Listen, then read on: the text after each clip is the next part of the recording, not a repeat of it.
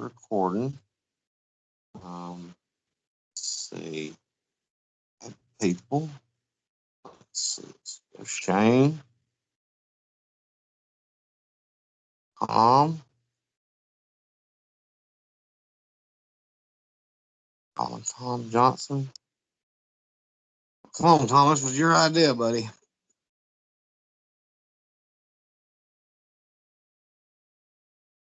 Oh shit! I just came back out there, Larry. Make sure I didn't lose you.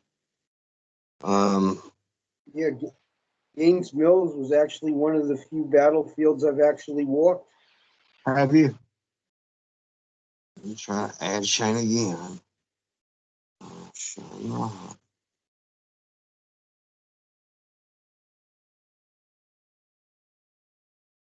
We're in here, and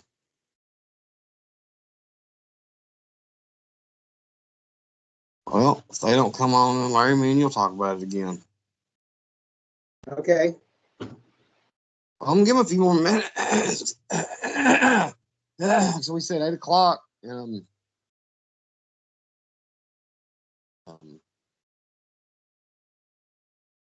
Yeah, you got to remember. You got to remember when you invite us on for 8 o'clock to just mention Central Time.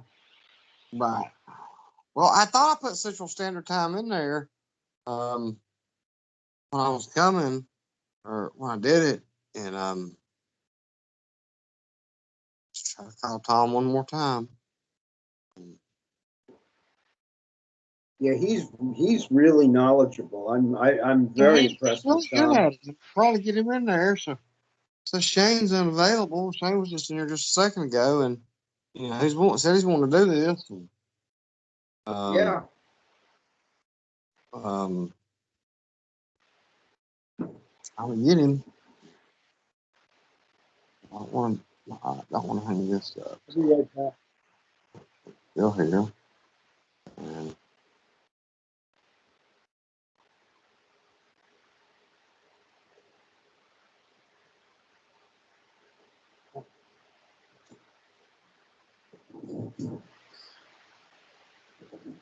trying to call Shane again.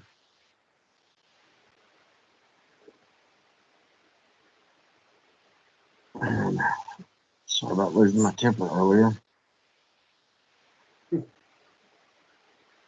Oh God. Oh, beside myself over that.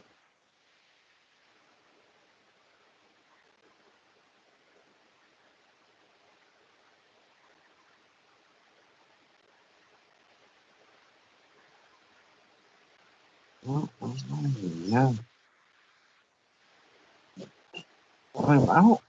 Tom, I just talked to him in that thing a while ago, and told him come on over here, and all right, so I'm calling both of them together. I just don't know. Shane might pick it up now. It's Tom's thing, so I'm gonna give him minutes to come on over here. And I don't, man. You'll just do it like we did last time. But I wish I'd get Christopher Stevens in here again. He's really good. Let's see if I can call him here. Yeah. Well, there's Shane again. Let's see if I can do this like this.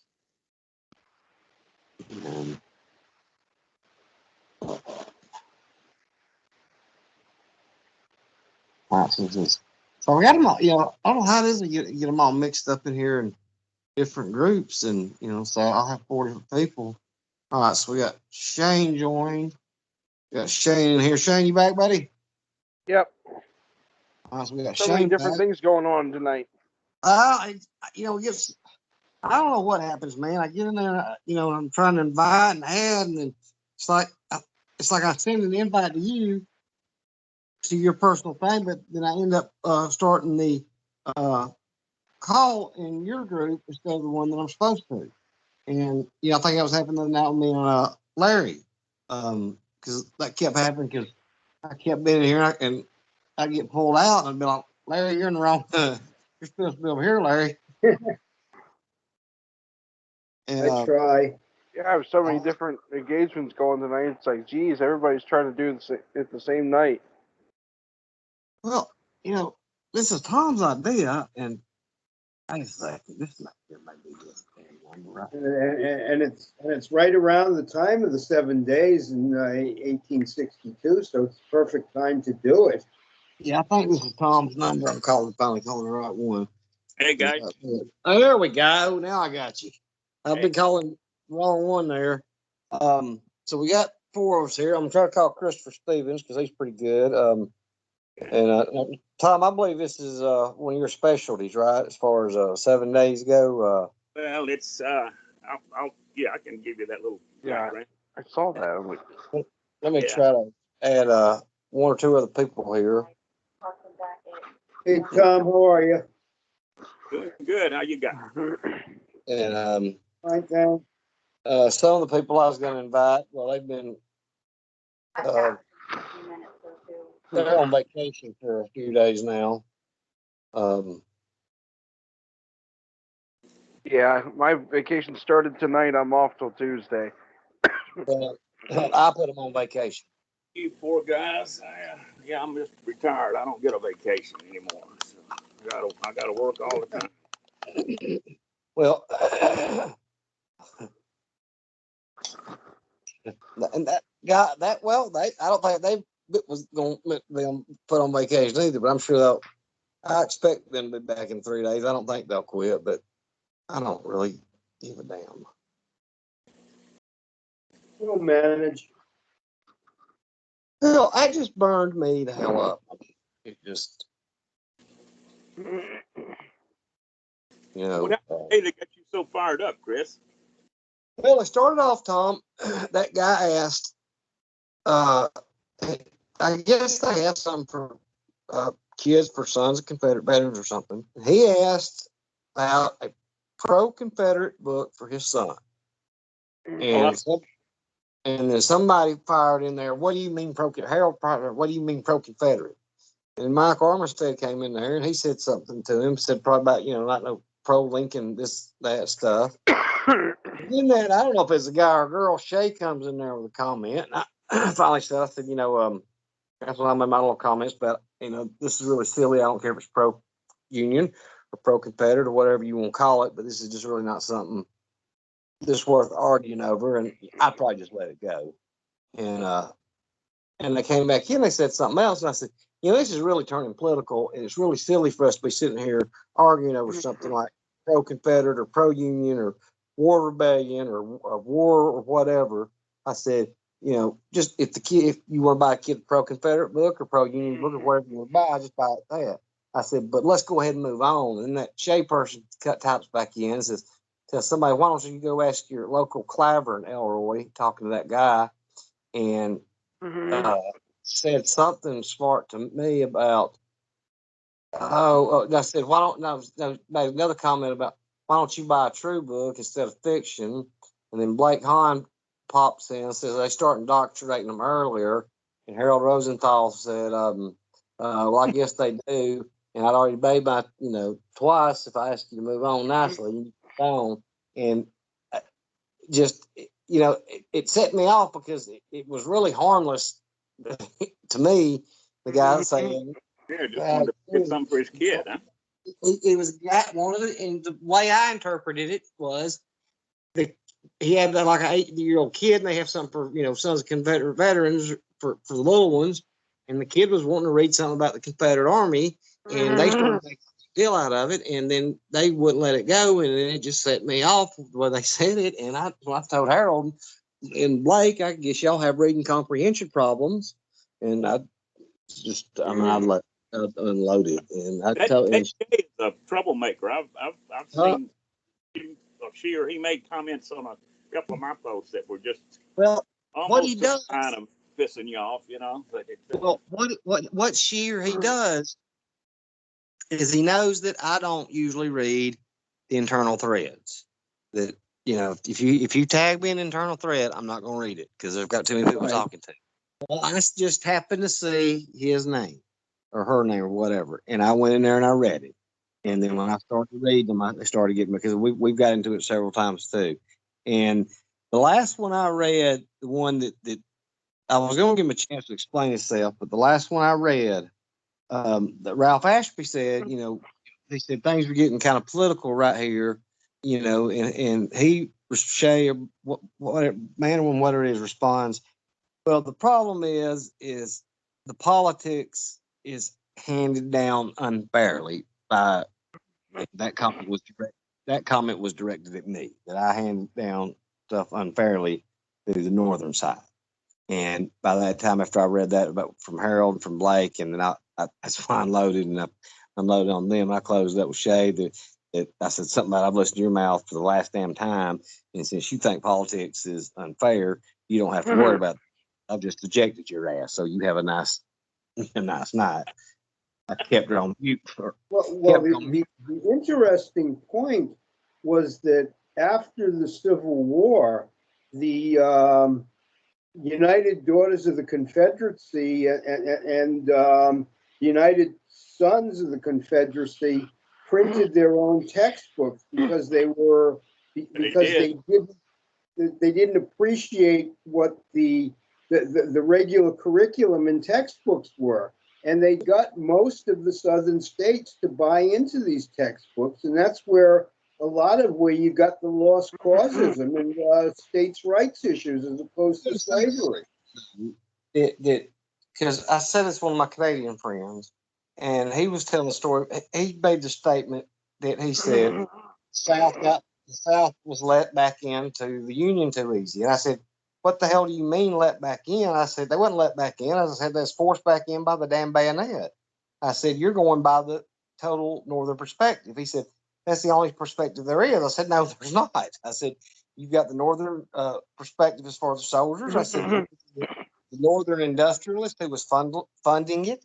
I said, you got the southern aristocracies, the southern soldiers. I said, the USCT. I said, the slaves. There's a whole lot of perspectives besides just the one you're going on right here. But, sorry, I got off on a tangent, and I apologize. I'm going to apologize to the group later. But anyway, this is Tom's night. He's did this last year, and I really didn't get to read too much of it, so I've been looking forward to it. But without further ado, Tom, I'll let you go ahead and Hey, jump can I right ask you a question to you guys before we get started? Yes, sure. Hey, all of you guys, if anyone comes across any like medical records, anything that really could be helpful, from of Lee's medical issues from, I'd say, early '62 through the war, send him to Chris and he can shoot him off to me. I'm working on a book on him. Shane, the only ones that I know of, and I don't even know how good they are, but I don't think he started having problems until '63, right after Chancellorsville. And he actually had issues in the spring of '62. Well, I'm not aware of any of those. The only ones that I'm aware of, and they tried to say he had a heart attack after Chancellorsville, but I don't believe that. He might have had some kind of angina, or some kind of flare up, but I can't see him having a heart attack and 2 weeks later driving an Army in 100-degree heat and sit up in Gettysburg for 3 days. He was sick the entire way up. Yeah, but I know he's sick, but they said he also ate some bad cherries. I don't think that he was suffering from some kind of heart problems. I don't think he's. If anybody comes across anything, definitely Yeah, send it. if I find something, I'll be glad to send them on to you. Did you see the article that was going around a while back about the picture of Lee having a rash or something on his ear? Maybe you did have. There's a I did picture see that one. on in a show with Joseph Johnston, right before he died, and there was like a wrinkle in his ear, and they said that something about that wrinkle represented heart disease. I don't think there was any doubt he was suffering from heart disease. Or what severity it was. I mean, went on the fight. I don't know when it actually set in. Okay, you ready? Yes, sir. We're taping and.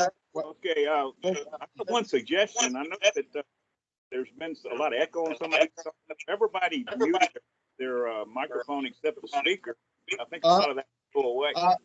And if anybody, so what we'll do is we'll mute her. That'll help when we're talking over each other. Everybody go ahead and mute their phone, and then if you have a question, raise your hand, and Tom can address your question. Or How about that? just go, unmute real quick and just pull her up. I'll stop and we can talk from there. But yeah, I mean, Yeah, that's there's a button down there where you can raise your hand. I But can't however, see, however y'all want to do it. see everybody. If you can see everybody, you can be the moderator and tell me to stop talking and listen to a question. Because I can't see but Okay, two people. if I see that, I'll do it. Okay, so anyway, I thought that might keep some of the echo down. I'm giving my age away here, but in 1954, we had a brand new 54 Plymouth, and my mom's little sister was up in Virginia, and we all drove from Louisiana up to Virginia to see them. And I remember about three things from that trip. One was Virginia Beach, where I got to swim in the ocean, a lot different than swimming in the Gulf of Mexico. At our part of the Gulf of Mexico anyway. And then I remember going by Stone Mountain and seeing they only had a part Lee carved up and a part of Jackson. They didn't have a third person yet, which I guess that's Jeb Stewart in the back. I don't even know. But I remember it was half done with two people on two half of horses. And then as we were in Virginia, I remember seeing a road sign and it said Haynes Mill, and it was a black and white sign and it had some writing on it. And I went back to Virginia in 1991, and sure enough, that I saw the sign that Gaines Mill ahead, and it talked about the battle was close to here and blah blah blah. So I was involved with just knowing something about the Civil War and feeling something about the Civil War from when I was about 8 years old, and it just happened to be it was the Gaines Mill at the Battle of the 7 Days. So I was I don't know, I guess a sophomore, maybe a freshman in high school during the centennial.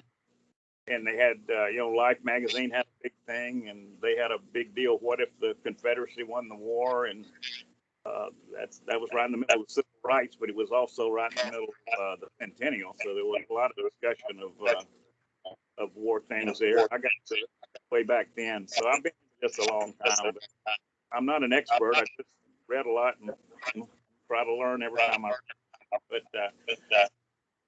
but on the 7 days, I wrote this stuff last year, and I've actually been writing, and I posted another one just a bit ago, that I think it was one of the greatest opportunities that Lee had to win the war outright. And there were several reasons for that. One is almost as big as the Army of the Potomac that was facing him. I think they had about 110 to 115 maybe, and he was up to 95 maybe or so, maybe even 100,000, at least 95,000. And he never would see that kind of even odds again. So he had both sides were green as they could be. There were not that many battles fought at that point. So that wasn't a benefit or a deterrent to either side. I mean, it was just, so again, it was good to go fight battle. Might be a good time to do it. Europe was looking hard at the Confederacy at that time. There was no slavery issue going on. Proclamation. They were ready to jump in and recognize the Confederacy as soon as they could. And I think that a very strong victory, possibly a destruction of the Army of Potomac, or at least a good beatdown, might have been enough to have them do it. And then primarily because McClellan was a wuss.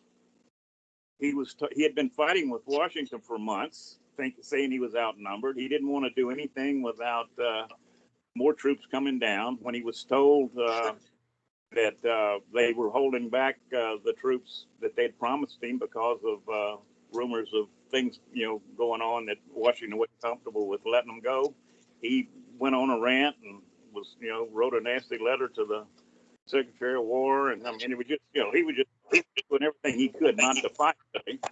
And so he was just cared more about his own winning. Yeah, I think he was definitely more worried about losing and his reputation. And I think Lee knew that, and I think there was no way in hell that Lee would have done what he did facing McClellan. So on that basis, I started looking at the 7 days, partly because I had that interest from many years ago, and I've read about it 2 or 3 times. I never got really into detail until last year when I read the book that I keep quoting a lot here, the To the Gates of Richmond, which was by Sears. And he had a lot of good, it was well written because it was easy to read. It was just real straightforward, not very complicated. And I enjoyed reading the book, and I got a lot of things out of it. And I use that as the basis of kind of going through the battles and trying to understand them again and what was going on. And when we got to the Battle of Glendale, he had a quote from Edward Porter Alexander, who's my hero. He's a very fair author. He doesn't exaggerate. He never made it like he was the greatest soldier in the world. He just was very, very straightforward and very critical of anybody that was doing things wrong, and very complimentary of anything right. And he was quoted there saying that he thought that was the single best opportunity of the entire war for a win at Glendale. And as I've been reading through the whole 7 days, that's the second to last battle. But I'd also read before, and I forget what author, but that someone else had talked about the great almost win that could have happened if Jackson had hit the flank of the 5th Corps at Mechanicsville, and that would have been one of the greatest routes of the war, because again, McClellan was a wuss, and it would have absolutely got the entire Jackson's entire troops behind Beaver Creek Dam, which was what was holding up the advance from the front, and it would have broke that up, and it would have started exactly what Lee for the frontal assault to continue and crush Porter's Corps. Jackson kept on going right and heading toward the south, rolling people over there. So I had 2 sources that was a very critical battle. So I read through this thing. I said, damn it, I think they're right. So that's what I've been preaching. So I guess it might be good, because it's really one going battle. It wasn't like separate battles. It was really the same battle every day, fought at a different location. After Oak Grove, which was McClellan's offensive effort, he was just trying to get a little ground 1,000 yards in front of him. It really wasn't. He wasn't trying to do much. And that was the 25th. And then on the 26th, Lee had already planned that he was going to do his flank attack. He got concerned after Oak Grove because he thought that McClellan knew what he was up to, and thought that this was a attack to stop him from doing that, to keep him stationary until McClellan could get ready to. Lee being Lee, heck with that, go ahead and attack the way he did. What happened was that Jack had met with Longstreet, had said that he could be on the 25th.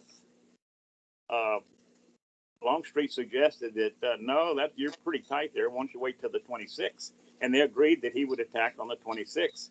And Lee had sent, and I'm going blank on who the units were, but he had sent a couple of units west just to join up with Jackson and come back. I guess it was D.H. Hill, right? I don't know, or maybe Hill was with him in the valley. I'm going blank there, but anyway, he had sent a couple of troops as a diversion. He knew the Yankees were going to hear about it, so he was moving troops west just to have them come right back east with Jackson, and that ploy was working. That was part of the reason that McClellan wasn't getting troops to the peninsula, because people were still concerned that there was going to be some activity around Washington. So this was all going well. And the 24th, I think, was Sunday, and Jackson, per his policy when he could, is he rested his troops. They didn't march on Sunday, and I think it was Sunday night he rode off to meet with Lee. He left a major who was a very spiritual advisor and a reverend in charge of the troops to kind of move them along. This guy wasn't very good at being military-like, and then he got sick anyway. And so the troops really didn't move. Ewell threw his hands up. He didn't know where he was going because Jackson doesn't tell anybody where he's going. So they only made 10 miles that day. So over about a 2.5 day period, they made about 10 miles. So that was one reason that Jackson was a bit behind. And he was heading toward Mechanicsville per the plan, and got involved with some lost roads and bridges that were, blocked up. And he also ran into Union Cavalry that were holding him back. So long story short, he was about 10 hours late to the battlefield. The orders were for A.P. Hill to wait for the Jackson's guns and then attack from the front at Mechanicsville.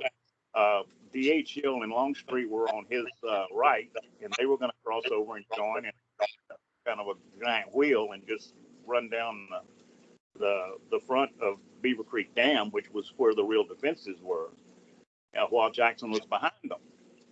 And it was going to be a 50-man front.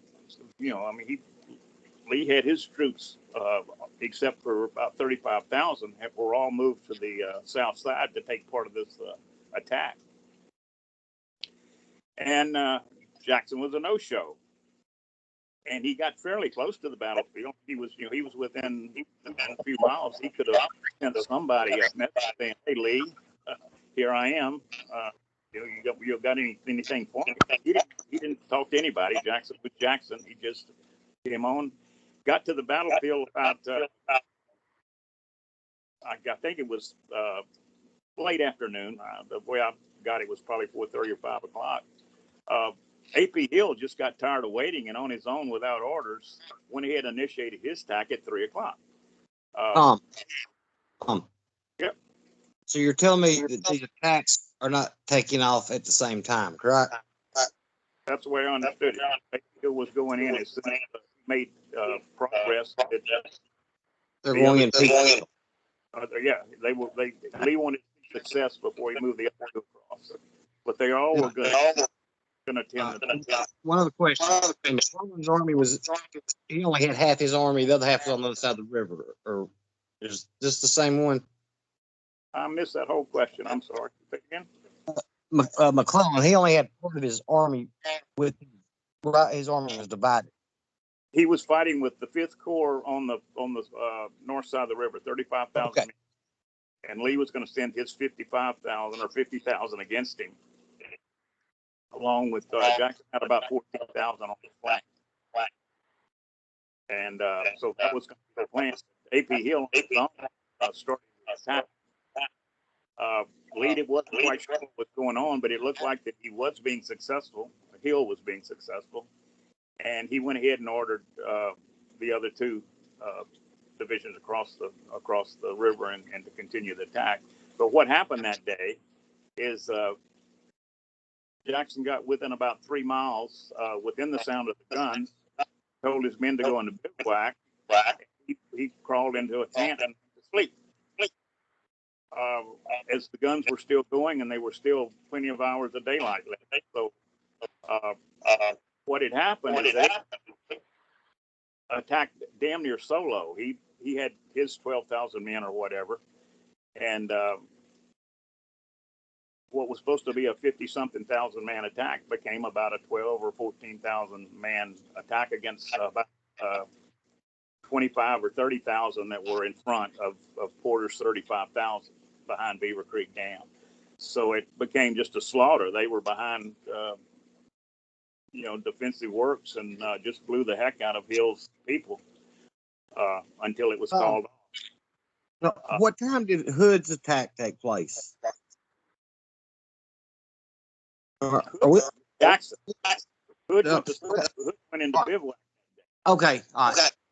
I'm sorry, I was lost. I lost track. I thought we went to Gaines Mill. I'm sorry, we have not got that. My bad. So that's what happened in Okay. At that point, McClellan had a victory. He sent a message to Washington, said, "Guys, I've just beat the hell out of Jackson. We're on our way, man. This is great." he was on the the south side of the river with the rest of his corps commanders, and they all wanted to attack Richmond the next day. They said we should do a frontal assault across the line. They had 95,000 men over there. Said we could head for Richmond right now. We know that Lee's on the other side of the river, and it seems like McClellan was okay with that, because the next thing that happened is he rode over to Porter that evening and said, "I want you to be the rock that's at all hazards, and go back and talk to Porter about what we're going to do in the morning." So Porter thought he was going to be defending Beaver Creek Dam while the rest of the army was attacking Richmond frontal. And I think that probably McClellan would have won the war that day if he had done that. You think he could? Wow. Did he have enough men, you think, to take Richmond? He had 95,000 against about 35. That's about your 3-to-1 that military men like to have. Did he make any type of demonstration? He had in front of him. That was Magruder's Corps and Huger. He was all those generals that were later booted. So yeah, he had a very real chance of going into Richmond and defeating, I think. And that was one of my points. That was an opportunity. But what happened? McClellan found that from prisoners, I guess, that he wasn't picking up any of Jackson's prisoners. And it turned out, he said, Jackson's still out there on my flank. And he panicked. So he went to Porter instead and said, "I want you to be my rear guard as I move the army back." So he decided to move back that night. He also wrote a letter to his wife that said, "I'm moving back to the James." He didn't tell his corps commanders, he didn't tell anybody that. He was still writing positive letters to Washington, but he had already decided to move back to the James the night of the 26th, which was the night of Mechanicsville, which was a Union victory. So again, my point is, if Jackson had hit the flank, if that 50,000 men had rolled over 35,000 men of Porter's, and continued to roll into the rest of the army like Lee had planned, that he could have scared McClellan, if nothing else, to surrender, because surrender would be better than him losing his army. I firmly believe that. Because McClellan he cared so much about his army that I don't think he would have let it just get slaughtered. But that's a possibility. That was one opportunity that I put forward, that there was a real chance at Mechanicsville, and that was also what I read in the book that I don't remember the name of. Of course, the next day was Gaines Mill. Okay, yes, sir. What positions did the Union forces have at Mechanicsburg in defensive? Would it have been possible to hold off Jackson with those defenses? It was so. Beaver Creek Dam is it's not that big a deal. I mean, it's a dam. It was a very strong position, but isn't it a fairly small? It looks like my thinking was that Jackson could get behind their defenses, because it wasn't they knew that they were hanging in the air, sort of, because they had found that out whenever Stuart went around them the week or so before. So their flank wasn't based on anything; it was in the air. Yep. And Jackson had maybe he wasn't just tired and sick like some people say. Maybe he just said, "Look, guys, there's an army out there fighting right now. I don't know what I'm getting ready to face. I'm not going to go walk into that cold." But now, could he have gone and put a scout out there 3-4 hours before as they were coming up? Yeah, he could have. But maybe he just didn't want to go into a battle with no knowledge at all. And it wasn't just him being so tired and in a stupor that he went to sleep. But later in the campaign, you'll see that he again. Go ahead. Didn't he have like narcolepsy? He had something similar to it, because it happened again at Dale, which is very interesting little. So at Gaines Mill, what had happened is Porter did exactly what he was told to do. He stayed at, he packed up and left Beaver Creek Dam, went down. I think it's only like 3 or 4 miles down the road to Turkey Hill, and he set up there, and it was a quite a nice defensive location. It had a big hill, open ground in the front, some trees down that some of his troops could hide in at the base of the hill, as sharpshooters and snipers. And it was a very good defensive position. And then Lee was saying, okay, guys, what we're going to do now, we're going to do it again. We're going to send A.P. Hill in the middle. We're going to put Longstreet down the River Road, which is coming up right off the most right-hand side, the far left of the Union. And then they were going to D.H. Hill and Jackson coming up from Lee's left flank, which would be hitting the right flank at Turkey Hill. So again, Lee had a great plan. It had every possibility of working. It sounded really good, and they took off. And about noon, A.P. Hill hit his center location, just as he was supposed to. Longstreet was supposed to be a little late because he was coming in from a little more distance, but he was going to get there shortly. And the plan was for D.H. Hill to go first, then Jackson behind him to meet up, and then get on the right flank of D.H. Hill. So the plan was for D.H. Hill to actually hit Turkey Hill in the flank, and then Jackson to come up on the right front, and then for A.P. Hill to be in the middle, and for Longstreet to come up on the left of Hill. What happened is D.H. Hill ran smack dab into the front. He did not make it around the flank. So he got into an engagement, heavy artillery, lots of many men up on that hill. And he fought for just a little while and smartly moved back and said, I'm going to wait for Jackson. So he moved back and quit fighting. And that was pretty early in the afternoon. And then A.P. Hill shows up in the middle as ordered and goes straight to battle.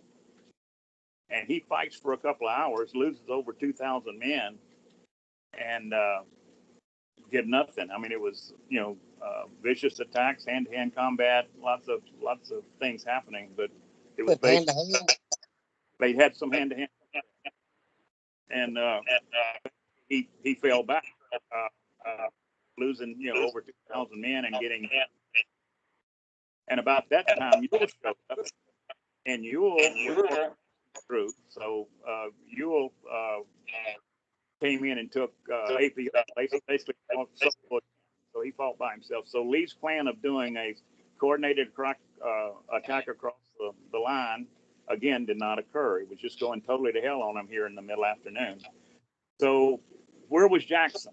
Well, Jackson had been told that he was going to be taking a circular route around the battlefield to Cold Harbor, which was right there where D.H. Hill was going to be, that's where they were going to meet up and go from there. Harbor was about a mile or so down from the middle of Turkey Hill. So that basically was called the first battle of Cold Harbor, I think, at the time as well. I didn't know that. So here comes Jackson following this guide, and this guide brings him up right in front of Turkey Hill, right there by the battlefield. He said, what the heck is this all about? And the guy said, well, you told me to take you to Cold Harbor. He said, it's right down the road. He said, no, I'm supposed to be going around this battlefield. Well, there's another road that takes you 3 miles out of the way and brings you to Cold Harbor. And that's what Lee wanted to do. He wanted to, of course, keep, Jackson a surprise, not let them see him. So he wanted that circular route. So Jackson, instead of saying, well, here I am, I'm at the battlefield, maybe I should talk to Lee and find out what to do. Maybe I should on my own go on down that half a mile or mile and a half and get in position with D.H. Hill. But he decides I'm going to follow my orders per order, and he ordered a counter march. So he took 6 hours to go that 1.5 miles that he could have gone straight down that road. And then it gets a little worse than that. So Ewell's getting the hell beat out of him, and he's about, he's falling back. This is probably by 2:30, 3 o'clock or something. And suddenly, out of the woods, some of Jackson's men are showing up. Whitting, which is where Hood was with, I think, showed up, and he said, "I've lost General Jackson, General Longstreet. Can you direct me where to go?" And he put him right where Ewell was. In other words, he was probably within maybe a couple hundred yards of where Jackson was that morning with them. And then Hood showed up because he came up with Whitting and said, "What are we supposed to do?" And Lee had actually met him on the battlefield and said, "We fought hard today, but we've made no progress. Do you think you can take that hill?" And Hood, of course, said, "Well, I can sure try." And he went over and started talking, and they placed him on the other side of Whitting, between Whitting and Longstreet, who was on the very end, getting the hell beat out of him by the gunboats that were firing off the river, were hitting him in the flank as these cannons were hitting him off the hill itself. So he was taking some pretty good casualties and not giving much back either. So the ironic part is that a significant amount of Jackson's troops ended just about where they were at 11 o'clock in the morning, which is really sad. Because if Jackson had gone forward, put his leftmost troops down there by DHO where he should be, strung his men out toward the right, a lot of those men would have been exactly where they were at 4:30 that afternoon, right in the center, and just left the center. So at this point, the rest of Jackson's men did arrive on the left. Like I said, there was pieces of them coming in. Whitting came in, Hood came in. Jackson was getting the rest of his guys settled in on the other end down there. Longstreet had come up, and I guess he made a complaint similar to his Gettysburg statement that the Federals had him exactly where they wanted him. They wanted him to attack exactly where he was coming from, because he was getting it from the flank and the front. But he was ready to go. So General Hood was riding down the line, realizing that where he was going to have to cross was a very swampy area, had trees in it, had lots of soldiers, Union soldiers in those trees, shooting back at him. So he started looking around a bit, and he saw this open 800-yard area that took him through solid ground right up to the foot of the hill, and then right on up into the trenches, very close to this 20-gun battery. And so he got Whitting lined up. He had Hampton's Legion. He got Hampton's Legion lined up. He got the 5th Texas, 1st Texas lined up. And then he went over and grabbed his 4th Texas, which was his original brigade. I think he helped organize it, or did organize it. He used to be their first commander. And he said, "Guys, I'm going to lead y'all, and we're going to go take those guns." And they said, "Okay." And they went forward along with the rest of his troops. And the other units were a little bit ahead of them, and they were already beginning to hit the trees and all as he started off on this open ground. And he took severe fire. He was getting cancer fire. Yes, sir. So basically, my questions are: this is still basically a Union rearguard action. How many men do the Union have at Turkey Hill, and how many men do the Confederates have? He still had his 35,000. That was Porter up on that hill. He had tremendous number of guns. They were saying they had so many guns that the guns were causing the Union casualties, because they were misfiring and dropping unfired shells that broke on the ground and exploded. So it was still close to 35,000 men up there. And Jackson had his 14,000. AP Hill's Corps was quite big too. I think 15,000 or something like that. So I mean, they probably had 30 or 40,000 by the time that they had all of. We'll get to this on the next battle here, but you still had 3 corps at Richmond, those 30,000 men at Richmond. So the other 60 were with Lee. So he had as many as 60 or 65,000 available, and there probably were, 40 to 45,000 or so were there. I don't know if they probably had other ones strung out and artillery they didn't have, but I'm sure they took 30, 40,000 men facing 30,000 on the hill. How long was Porter supposed to hold out there? Did he have any follow-up orders from McClellan? He barely made it off the hill. The army was barely, he barely held off until he snuck away at night. That's why it was so close to another major victory for Lee. If Lee could have got there at 2:00, Jackson would have been in place, and he would have done what he did at 4:30. Well, what happened? What ended is that his Hood was successful. He ran up the hill. He had lost 1,000 men doing it. He grabbed he got 14 of those 20 guns. He captured a bunch of prisoners. The 5th or 1st Texas one captured a large number of prisoners. The whole that end of the hill started to retreat, and within minutes you heard a rebel yell going across the line where there were breakthroughs down at Jackson's End. There was breakthroughs the entire line. The entire 5th Corps broke. And if they'd had another 3 hours to chase them down, you really don't know how that would have ended. You had our guy, you had the Confederates up on the hill now with those 14 or 20 guns, firing them at the Union as they're retreating. I mean, it could have been another major victory, and all you needed was one. If you had just enough to scare McClellan, I think he would have caved in. He was that scared. So that's the way the battle ended.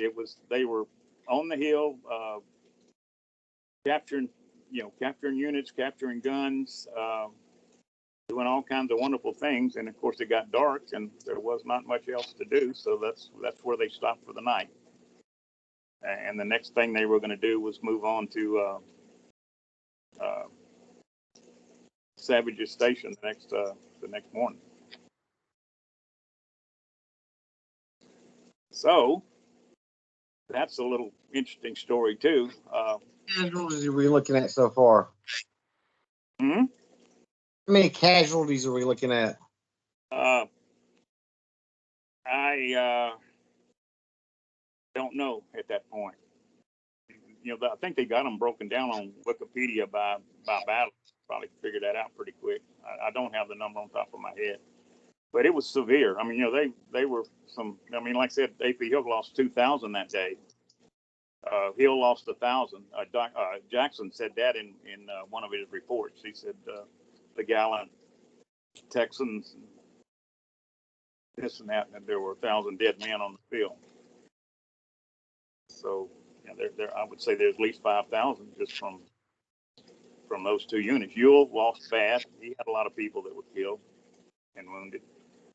D.H. Hill was smart. He backed off when he realized that he was so outgunned when he got up there that afternoon. So he stayed, pretty safe until Jackson joined him there at that 4:30, 5 o'clock time frame. So with that was the only Confederate victory in the 7 days. Lee got the hell beat out of him at Mechanicsville. Most of the battles, the 7 days most of them were victories by McClellan, right? It was all a stalemate. Truly, it was a tactical victory. Right. He bloodied Lee quite badly. He got where he wanted to go. He made a strategic retreat. He did not, it wasn't a rout. It wasn't a tactical victory for McClellan, but a strategic defeat. Would that be fair? It was totally a strategic defeat because he lost the chance. He was 6 miles from Richmond, and now he's back where he began with no hope of ever coming back because Lincoln wasn't going to let him have a second try. So it was a very big defeat for McClellan personally. It was a strategic defeat for the Union, and really a tactical defeat for Lee. But he came so close so many times. You know, it would have just taken a little bit of luck here or there to make it happen. So, and it gets worse. I mean, it seemed like his luck never got any better. But by the time they got to Savage Station, Lee finally understood what the plan was going to be, because he didn't know. McClellan could have gone back the way that he came, down the peninsula to what's that fort? Down there by Norfolk. That's where he came from, right? He came from that. Well, I'm slipping my mind. The fort at the end of the peninsula down there. Dadgummit. But he could have gone back the way he came when he came up through Yorktown and up through the peninsula coming in. That's the way he could have gone out. That was one option. The second option, he could have moved over to the White House and had gunboats come up there and support him and then try to move his guys out from there. Or he could have gone to Harrison Landing on the James. And Lee had to be prepared for all three options. And by the time they were getting to Savage's Station, enough roads had been passed that Lee realized that this guy's going to Harrison Landing on the James. But he wasn't 100% sure. So he wrote some orders that said, General Ewell, Jeb Stuart, you go guard the bridges over the river and be prepared to call Jackson if needed. And the way that the order was written was by one of Lee's staffers, and this happened more than once, where muddled orders also caused some problem. Jackson read that and took it to mean that he was going to stay on his side of the river, or go over there on that side of the river, stay with Stuart and Ewell in case he was needed. In the meantime, the night before, or during the last strategy session, General Lee clearly said that Magruder was going into the front. Jackson was going to take the flank at Savage's Station. Same plan, same battle, just different location. And he was also going to send General Holmes down the river road to bypass Savage Station and go directly to Glendale, because he wanted that Glendale crossroads. Well, if you got Glendale, you could stop them from getting to Malvern Hill and on into Harrison Landing. So the real objective Lee had was to stop the Union Army at Glendale. If he could do that, he would keep them from getting to their supply line, and he had a real good chance again of a total defeat of the army, because he could do whatever he wanted then if he had them boxed in between Harrison's Landing and the rest of his army. So that was yeah. What you're telling me, or what I'm picking up on, is both armies had a chance to destroy the other one and didn't connect in this. Is that a fair statement? I don't think the Union Army ever had a chance to destroy, because they were immediately in retreat, and they were immediately strung out. At Savage Station, for example, if it had gone right, Lee would have had more men. But is it Richmond though, right? Earlier, like at the beginning, you said 95,000. At the first day, or Yes, at the beginning. Oak Grove. Yeah, before, you had Lee's 90,000 men defending Richmond. Probably, I guess he knew how to spread them out to protect what he thought was necessary. But they were strung out across the north and south side of the Chickahominy River to hold up against McClellan. McClellan had 95,000 of his guys on the south side fronting Richmond, and they had Porter isolated over there on the north side, up on the northeast side of Richmond. And Lee saw that and said, "That's going to be my point. I've got a real chance here to knock out a corps, 35,000 men." So that was across the river and attack with a big portion of his troops. He had 50,000 35,000 troops going after 35,000 reporters. Okay? And that left him 35,000 facing 95,000 of Army Potomac directly in front of Richmond, south side. So if McClellan would have followed his Corps commander's orders or suggestions on the 27th, instead of retreating, he would have told Porter, stay here at all hazards, do not leave Beaver Creek Dam. And then he would have said, I'm sending 95,000 men through the woods, through the entrenchments, straight into Richmond. And he'd had about 35,000 men trying to stop him. And that would have gave him a pretty fair chance to pull it off. All right.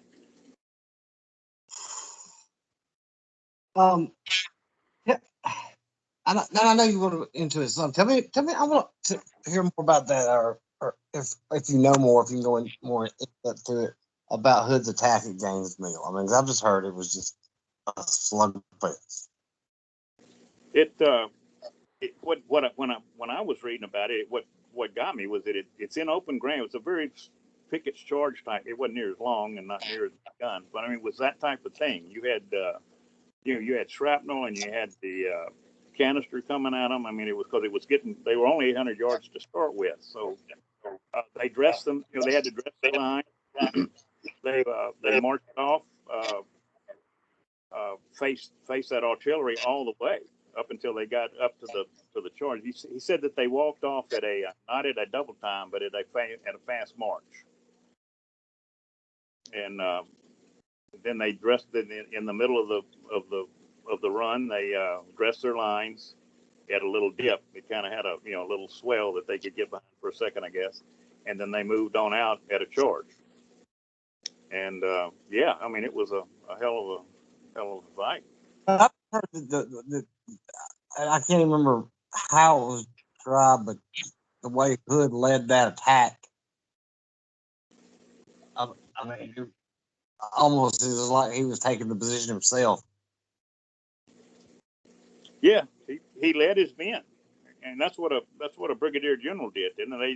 They usually led. It was the division commanders that hung back behind, but the brigade commander stayed in. But I thought the way it's set up, the brigade commander was usually that you had a regimental commander in front, the brigade commander in the middle, and then another regimental commander in the rear. And I've read a lot of where there's the heroes of the brigade command. I mean, of the brigadier generals. That they were right there with their men, and that's exactly where he was. Only you can't say he was a coward. That guy. No, I mean Hood's my favorites. I mean, God didn't make him no better than John Bell Hood. But so that's what happened at Gaines Mill. So it was it was the only real victory of either side, because I mean McClellan had nothing, but you could say everything else was basically well, that's not really true, because Savage Station, which I'll get to in a minute, was another loss for the Confederates, actually. And because also 14,000 men got shot up by 30,000. So there was a loss there at Savage Station as well. But what happened there? Jackson also screwed this one up. Like I said, I was getting into that with the order, where he was ordered to stay across the river. He thought, but he wasn't. Lee absolutely told him that he was supposed to be on the flank at Savage Station, but he stayed across the river. He wrote a note. Jackson was Jackson, boy. He wrote a note. He said, Magruder, I'm not coming due to more important business. Didn't tell him what, didn't tell him why. He just sent him a note at 2:00. He was supposed to be there at 2:00 ready to fight, and he sent him a note saying, I'm not coming. So Magruder was pretty well scared to death, because he knew he was outnumbered quite strongly, but orders were orders. So he waited till about 5 o'clock and went ahead and attacked. And sure enough, he was beat. But he didn't sacrifice his men. I mean, he made the honorable effort to go in and fight. Uh, he saw that he wasn't really winning, and he withdrew. But again, if this was another almost of a Glendale type situation, if they could have got to the Glendale crossroads, had a division there, stopping, backing up the retreating army, as Jackson hit them from a flank, Magruder hit them from the front, broke that 26,000 men that were holding that, had them also panicked and moving back. You've got another real chance of total panic. That army was starving. They had been on the run for 4 days now. They had gotten very little to eat. They were, in a lot of cases, they weren't getting the water they needed. Some of the water through those swamps wasn't the greatest water in the world. I mean, they were in dire straits, and it might not have taken much at all to just push them over the limit and have the whole crew just panic and run all the way back to Harrison Landing through the woods back behind the Glendale. Yes, sir, Larry. How many men do you think that Porter lost at Gaines Mills, and then where did his rear guard go after they pulled out of Gaines Mills? That's what that's the other part of this. Who he faced at Porter went away. Porter was then on top of Malvern Hill the next time I heard about it, if I remember right. So Porter was finally relieved, and it was man, I hate doing this. I should have made some notes, but I had my teeth pulled today, and I didn't get a chance to. I was going to. Oh, I thought that was tomorrow you was having them done. I'm sorry. No, I had them. I wanted to do this, but I was afraid I was going to be all swole up and not be able to talk. But it was a great extraction. Finally quit hurting about an hour ago. But which ones did you have out? I had 2 on the bottom, back in the back, and 1 on the top of the back. Took 3 out at one time? Yeah, I had 4 out the last time I had. Yeah, that's something you get to look forward to. You get old and your teeth go from being pretty nice teeth to just starting to break like crazy. I don't know. No, I've got let's see. I got 2 bridges and every tooth on top is crowned. And I think I've got 3. I think I've got 3 or 4 teeth that don't have a crown on it. Yeah, my teeth aren't wonderful either. Yeah. Well, I don't want to catch y'all further, and we'll keep at it. But I was talking to somebody the other day. I said, mine started going bad early. I was like 18 or 19. I said, it's amazing. Everything on the human body is meant to last about 78 years, 80 years, supposed to, except for your teeth. Yeah. Well, I think it ought to be. I'm an engineer, and we were, one of the things we did was just-in-time engineering, where you make just enough to get there just on time, so you don't waste any inventory.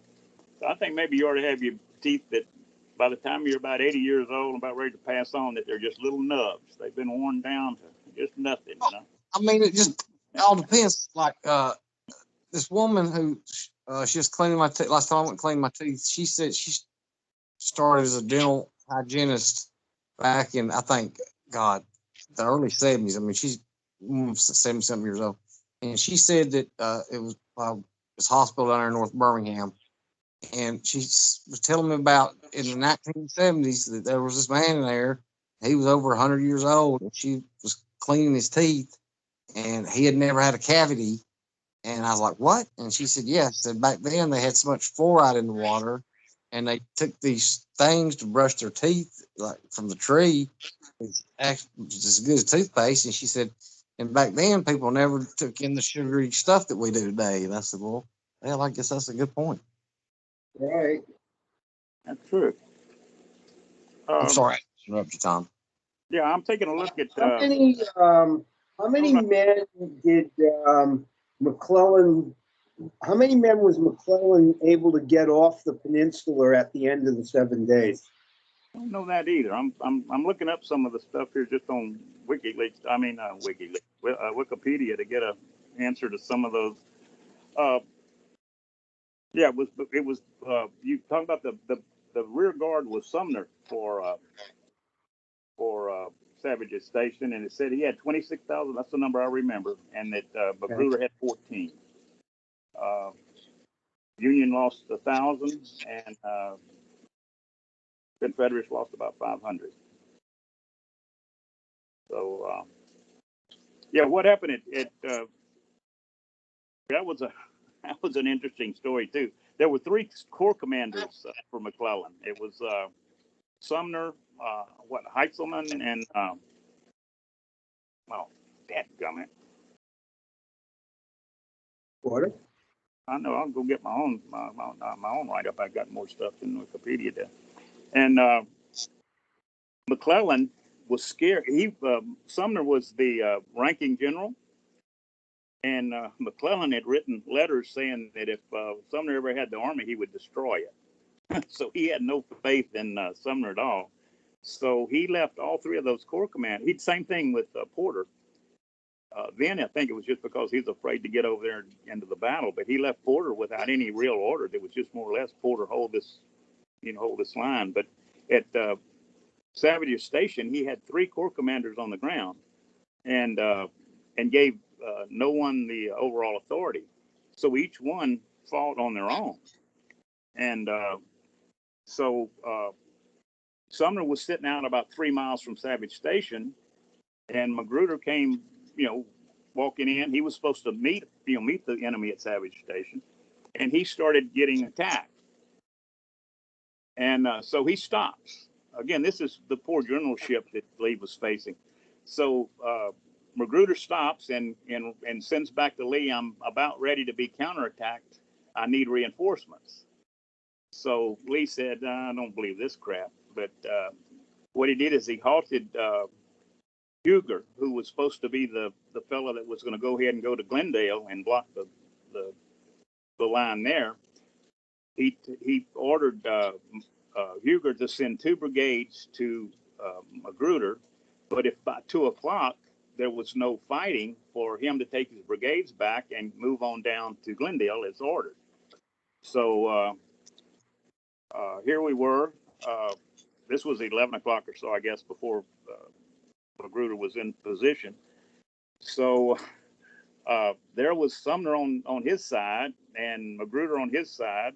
Sumner was all bowed up, ready to fight. Magruder was typically the way that he was. He was always concerned that there was going to be, somebody going to counterattack him. So here he is, minding his own business. And let me go find those generals' names. Hang on for me just to have a second. I got my note right here. I want to make sure I get the names of the generals right. But yeah, he was. So Sumner was out ahead of the gang. Oh, Franklin was the other one. Yeah. So Heintzelman, Franklin, and Sumner. And so the other 2 were back at Savage Stations in line like they were supposed to be. And and they got to talking. They said, "Hey, we're at risk here. We've got, if these Confederates come at us, we've got a big gap in the line." I said, "This could be serious. We got to get Sumner back here." So Franklin was kind of a buddy of Sumner. I think he had more of a personal relationship than the other. So he went to him and said, "Hey, we really need you to move back and join us." And Sumner said, "Nope." Said, "I'm in the middle of a fight here. I don't back up." So he wasn't leaving. And so Franklin talked to him, for a while, and finally got him to agree. So he went ahead and moved back. And at that point, he did get in line and was, everything was getting prepared for a battle at Savage's Station. And then Magruder, of course, could go ahead and move on up since he was seeing that he was no longer being attacked. And about 2 o'clock, there was no battle. So Huger's men were taken back, and he started on his way down to Glendale. So at this point, you had 14,000 men against about 35 or so, I think, at Savage's Station. And General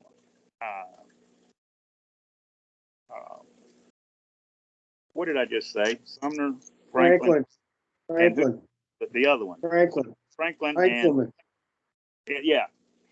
He decides well, look, he said, there's a half-mile stretch here. It looks like these guys have got it really covered. I'm gonna go ahead and hit the road and go back to White Oak Swamp. So he took his corps and just marched off. Didn't tell anybody anything. So these guys were in line thinking that they were, completely covered from, they had a good perimeter out there, and they had a corps missing that they didn't know about. And it just happened that a couple of generals were out, just doing a reconnaissance on their own, and looked up and saw Confederates in the woods that they first thought was, Federals, and then they realized those are Confederates. And that's the only thing that really saved them from really having a smaller, Confederate force do some real damage, because they could have come in surprised. So that's another example of how close it was. That just, one little, having a couple of generals that decided to drink coffee that day instead of go out and check their line could have also made a big difference even at Savage's Station. It's really interesting how many, close calls there were on both sides of, what could have won or lost a battle. And so at that point, again, they fought from 5 o'clock in the afternoon, just for a short while for Magruder to make an honorable exit, and that was basically the Battle of Savage's Station. So nothing was accomplished, but it looks like from what I just read that the Union did have more casualties. So maybe you could say it was a Southern victory, but it was really a nothing. Nothing came out of it. Lee had an opportunity to really do some great flank work, and again, Jackson just this time it was absolutely Jackson's fault. He just misunderstood an order and stubbornly decided not to go. But it's worse than that. To get across the river, he had to repair a bridge. I think that was the Grapevine Bridge, but he had to repair it, and he sit there all day, and his guys piddled around and never got it done.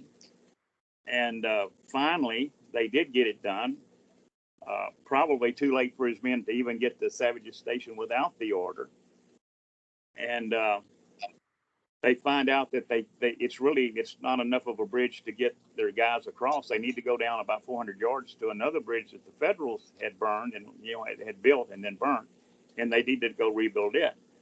So he put one of his officers on it that wasn't a very good officer, and they piddled around most of the afternoon, got nothing done.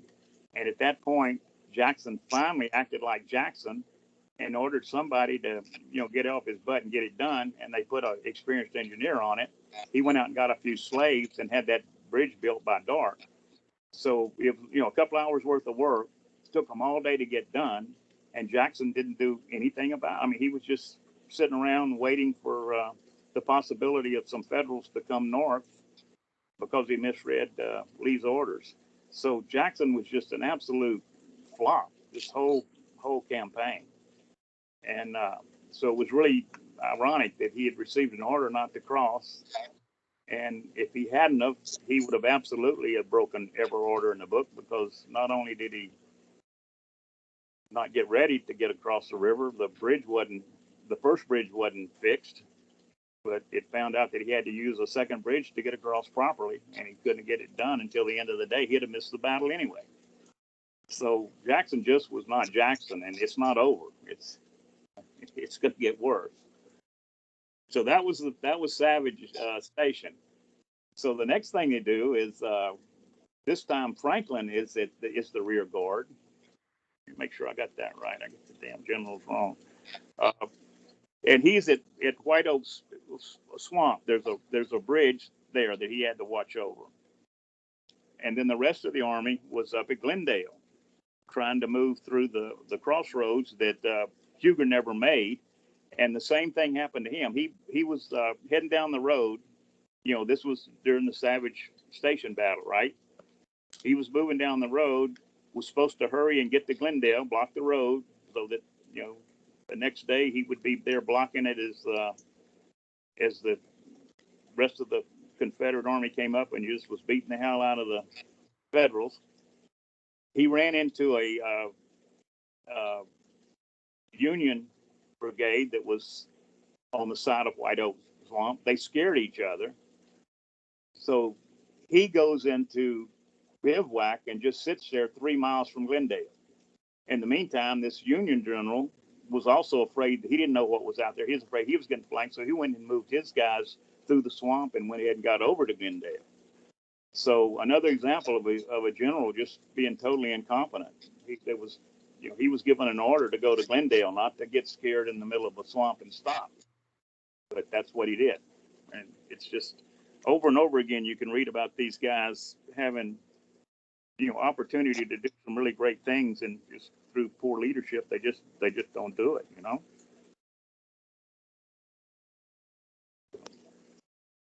So that takes us all the way to Glendale, which was the next one. So, Keep going. so again, Magruder had been fighting 2 miles out with Sumner. They went ahead and finally moved Sumner back. At this point, half the Federals just walk off without telling anybody, and then because Jackson didn't show up, Magruder still has a little bit of a battle and loses it. In the meantime, we have what was supposed to be happening down at Glendale didn't happen. We didn't get the roads blocked down there, so Lee tries again. It was with Huger now. Like I said, he's 3 miles out, and so Lee says, "Okay, well, what can I do now?" He said, "This is, I'm getting close here. They're almost to the Malvern Hill, and right over Malvern Hill is the landing. I mean, he's got one more day, and I think he knows that." So here we go. So he's telling Jackson again. He said, "I want you to go, and you're gonna hit them on the flank at White Oak Swamp." He said, "Longstreet, you're gonna go in and hit them right smack dab in the middle at Glendale, around the crossroads. And Huger, you're 3 miles away. I want you to get in there and block that road and help out Longstreet, and we're gonna kick these guys' butt." So unfortunately, I am going to be talking a lot from. I'm going to be winging it here because I can't remember I can't remember a lot of the names, unfortunately. But so what was going on here is Jackson reached White Oak Swamp at about 2 or 3 o'clock. The plan was for Lee to hear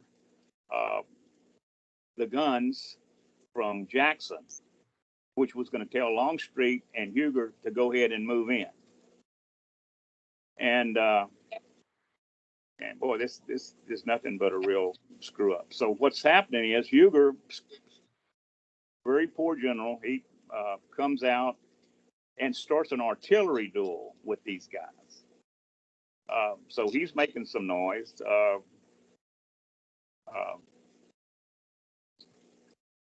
No, I'm sorry. That it was supposed to be what's the other A? Holmes. Anyway, one of the generals was supposed to make, start the charge, make the sound of the guns, and then everybody was going to go. What Lee heard was he heard some noise about in the direction of Jackson. What had happened, Jackson had gone up and got right at the cross the bridge, and there was Franklin's Corps, quite a bit of artillery and people, soldiers were there. And so what he's going to do is set up his artillery, which they did, and they had a heck of an artillery duel, and he did some pretty good damage to the Union. And this is what Lee was hearing, and he kept thinking that this can't be the right signal. That's coming from the wrong direction. But anyway, at some point, they went ahead and started fighting at Glendale. And Jackson takes D.H. Young and him and orders the cavalry across the river, which was under a terrific Federal artillery fire. And I said, "Go over there and see what you can do." So he went with them and almost got knocked out of the saddle by a couple of artillery shells. So they come screaming back across the river. And the cavalry is stuck over there in a cluster with this artillery just coming like crazy. So they just haul ass down the riverbank. And about half a mile down, they find a ford, and they cross over. And they come back and they tell Jackson, they said, "General, we found a ford that will get on the flank of the Federals. You got a real chance to do so. You can't bring artillery across, but you could certainly get your infantrymen up there. So Jackson never really answered anybody. He just, it was presented to him. He didn't really say anything. And a little while later, Wade Hampton came up to him and said, "General, I found a ford. It's a different one." He said, "I found a ford." He said, "It's," and Jackson asked him, he said, can you get a bridge and cross it?" He said, "Yes, sir. You give me, a couple of hours and 50 men and we'll have it built." And so Jackson said, "Do it." So he finished the bridge, walked over to Jackson. The first Ford guy, he never responded to him. So that went nowhere. But he went up and said, General Jackson, the bridge is finished. I'd like to have my troops go over. Can I proceed? And Jackson just stood there. And he stood there for about 5 minutes waiting for an answer. And finally, sort of embarrassingly, walked away. And for the rest of the day, people were saying that they would go up to Jackson and he wouldn't speak to them. And I think it was one of the other generals that were in the area had sent a messenger over to him, and he didn't even, he was just totally out of it. And sure enough, a little while later, they looked over and he was asleep under a tree. So I've heard that. So as the Battle of Glendale was screaming, within a few miles of, now in this case, he couldn't easily have gotten his troops there. He would have had to do some, because of the roads and the woods, he'd had to do some backtracking. It wouldn't have been easy to get his guys there unless he did go across the ford as ordered. And he did feel like that was going to be a real hard possibility with all of this artillery on him. But if he had sent his men over under the fords that were well hidden, they would have come up totally unexpected. They would have, done some heavy damage to the Federals. And the main thing they would have kept that corps fixed. What had ended up happening is Longstreet made a very strong advance and damn near had them beat. And two things happened. First, they were going to send about 12,000 men down to the swamp to help the Federals there with Jackson, and they realized that Jackson wasn't doing anything, and they recalled those 12.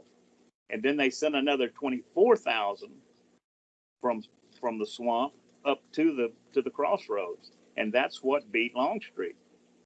If Jackson would have just at least gone across, stayed in the woods, just enough to keep the corps busy, there's a good chance that Longstreet would have broken through at that crossroads, and he would have split the army in two. And that's why Alexander thought it was such a great opportunity for the South to win their independence. He said he could have, they could have absolutely severed the Army of the Potomac and beat them in piecemeal between Glendale going back toward that swamp. They had them, boxed in, and then going from Glendale to Malvern Hill, and then taking Malvern Hill and just, fighting Harrison Landing in the gunboats, that they had a good chance of killing a lot of Yankees that were trapped between, that location.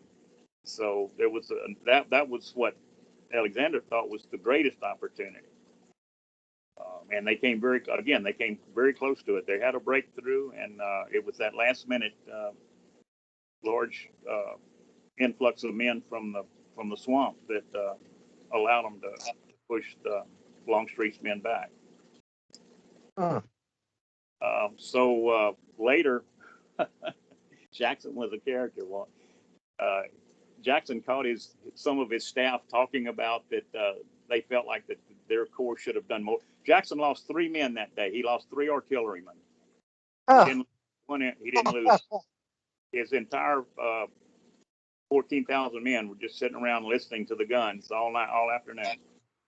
So they were saying, hey man, maybe we should have done something. What could we have done different? And Jackson overheard them, and he walked up to him. He said, if General Lee wanted me, he would have called for me. Oh. But he didn't go over and say, Lee, is there something we can do? Or, this is my situation. What should I do? I mean, he was. I think he had, Asperger's. Is what I've got a granddaughter with that, and I understand some of it. And I guess he did have something like that. It just Yeah, made him. I don't know. I thought I mean, I've heard of it, but I really don't know what it's like. But that was, that was really something. So that's why I thought these set of battles were so unique and so much fun to read and understand and learn more about. Because every time I read something, I learn a little something extra, a little tidbit here or there that I didn't know before. But there were truly some chances for some absolutely war-ending opportunities, I think. Sounds like both sides. I'm sorry, say again? It sounds like for both sides. I mean, it's like, especially for the first day for McClellan. Yeah. I basically think McClellan had that one shot, because once he was on defense, it was going to be very hard for him to get back on offense. I mean, he could have. All he had to do was stop, right? Yeah, But he had the manpower. Yeah, he did. I mean, he could have He had even a in competent Robert Hill. I plan. mean, he could have. I guess he could have had a gigantic counterattack and probably wrapped Lee up right there. Because Lee was as far away from his supply line, and McClellan was right on top of his. I mean, he could. Right. So yeah, it just had so many opportunities to go one way or the other, and it really was the time when the South, they were still king cotton. England wanted that cotton. They would have been very tempted to have jumped in as a negotiator, or maybe even be willing to send them arms or something if they felt like they had a real opportunity to win. If you remember, Tom, I forgot when it what affair it was. They sent 10,000 troops to Canada. Yeah. I said, if you remember, I forgot. I think it was when they boarded that ship and they took those diplomats. Yeah. They sent, and I think Lincoln made the statement of something like one more at a time. Yeah. Mm-hmm. Yeah. Certainly. Yeah, that's why the Union backed off on the Trent affair. So they would, they just saved face, and Britain was fine with it. I mean, because literally think about what would have happened. I mean, Her Majesty wouldn't have put boots on the ground in the South. They would have came down through Canada, and he would have been in a two front war. Yeah. Yep. I think exactly where they would have went. They would have went down like they did in the first one, down and landed right at Montreal, wherever that river is, and you've got a base of supplies, and then you're coming right through New York, and I forgot what it was. There was not many troops up north. They just had militia. They would have went through them like a hot knife through butter.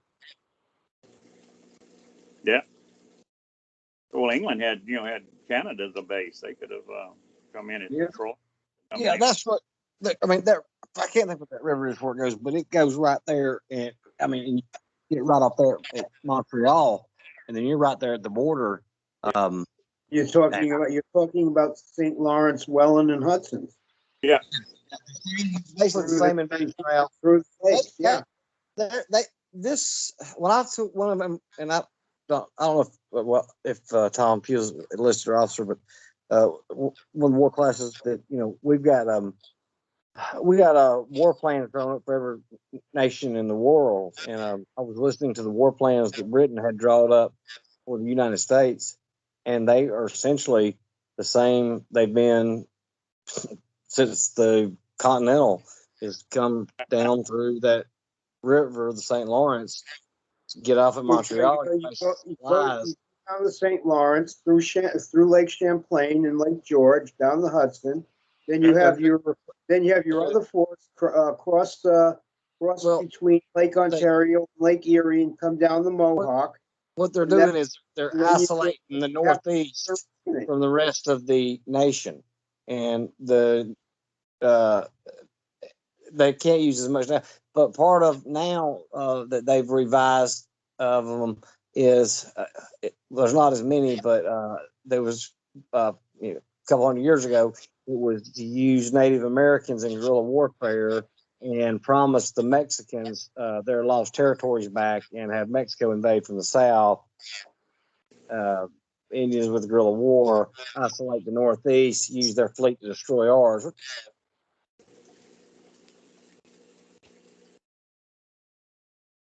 But the war plans, they're fun. They're fun to read about. Yeah. Ours was essentially just just build up and use our Navy and just blockade them and pound them into submission.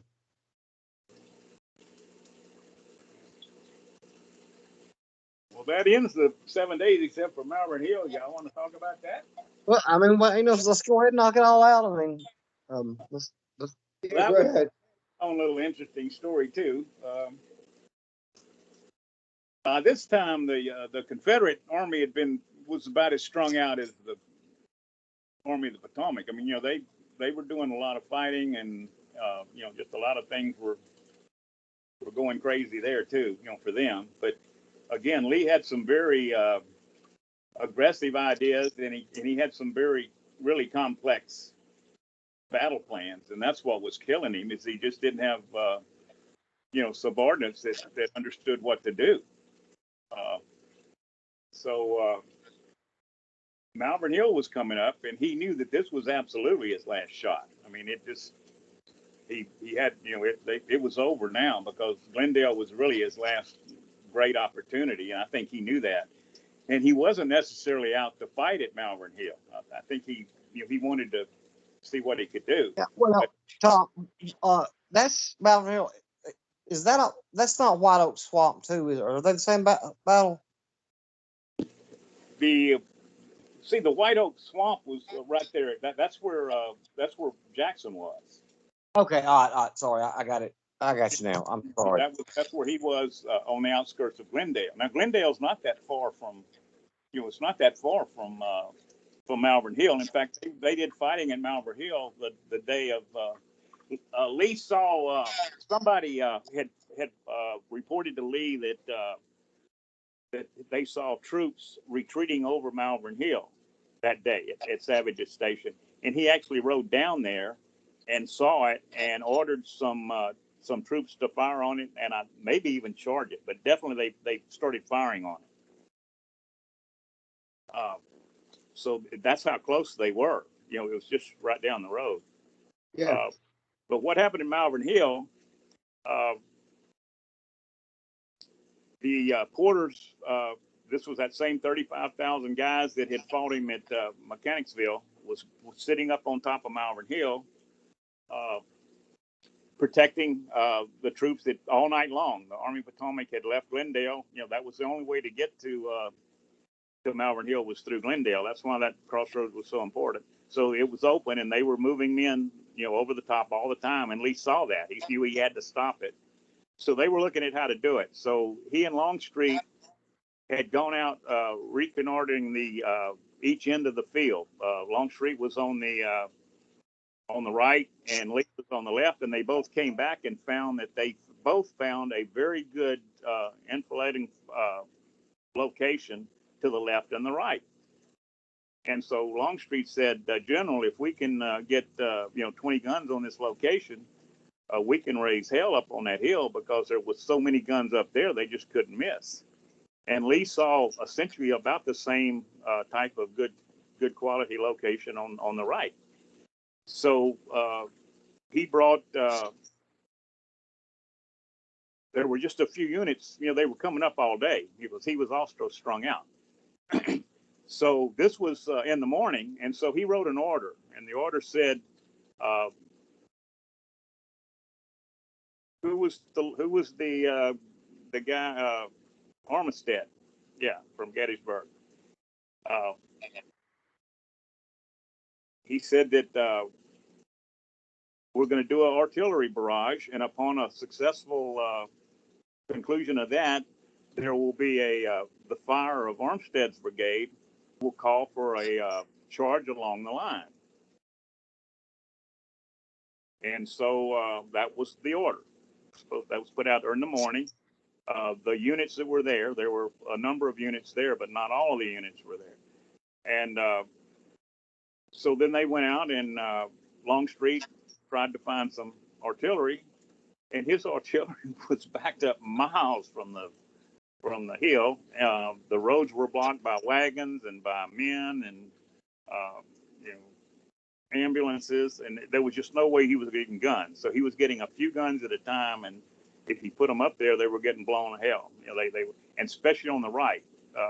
I'm sorry, on the left where Lee was trying to do the same thing. So Jackson came in, and good old Jackson, he some of the artillerists came in and said, "Sir, we can't hold out there." And he said, "Nope, that's where you got to go." So he sent gun after gun out there to get blown up. And in the meantime, these troops were coming in. So Magruder came in and moved in on the side of Armistead. And then D.H. Hill came in up on, he was part of Jackson's bunch. So he was up there on the left side with where Lee had found his artillery location and where Jackson was. And so the guys were, slowly moving in, and they were filling in the, everything from left to right. They were filling them in. And by that afternoon, Lee had realized, he said, well, I'm not going to get any damn artillery up here. He said, that ain't working. He said, so I'm going to go over here on the left, and we're going to continue to see if we can find a way to flank them in the morning. He hadn't given up yet, but he did give up the thought of any kind of charge on Malvern Hill. He just said, this is not a good idea. We're not going to do that. But he never rescinded that order. So this was a noon type order that had failed miserably by 1 or 2 o'clock. It just wasn't going to happen. But that order was still out there, and every time that a new unit came up, the unit commander read the order and said, "I'm waiting for some guns, especially down there from Armstead's brigade, and when I hear it, I'm going to charge." And D.H. Hill was one of the guys to get the order, and of course D.H. Hill was a fighter, so he couldn't wait to get in the battle. So he was on the left end of the Confederate line, and again, Armstead was more or less on the right, and then Magruder was on the next to him, either left or right. I think he was probably to the left of him, but I can't swear to it. But he was close to Armstead. So things were going okay. Lee was way over on the other side, and a couple of miles down the side, checking out to do what he could do tomorrow. And Armistead started getting sniper fire and skirmisher fire in his front. And I guess that had happened all day. There was skirmishing going on all the time. But at this point, he sent some of his men out, and they didn't stop. When the skirmishers started to run back toward Malvern Hill, the Confederates followed them. Magruder saw it. He said, "Wait a minute, that's Armistead's brigade making a frontal assault. That's the order." And he ordered his men forward. And the next thing that happened is the next unit said, "Oh hell, wait a minute, those guys are moving." And down at the other end, D.H. Hill saw it. He heard where the guns were coming from. He ordered his guys in. And the next thing you know, you've got the entire line charging up this hill that was just absolutely wall-to-wall guns. And what happened. It was, this was any kind of victory for Robert E. Lee. And that was Robert E. Lee's fault. He just simply forgot to, in the fog of war, he forgot to rescind an order he had put out that morning. Because I think it was yesterday. I talked to you. There is an interesting little tidbit. Let me grab it. Yeah, that's that's been jerking me along. You're going to kind of look forward. Is there somebody that you recommend maybe use that? It's us like that.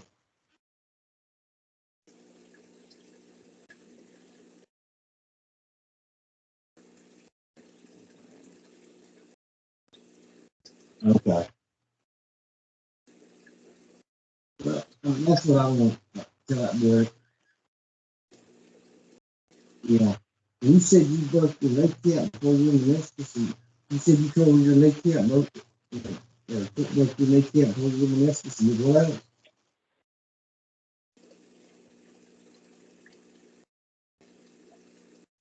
Damn it.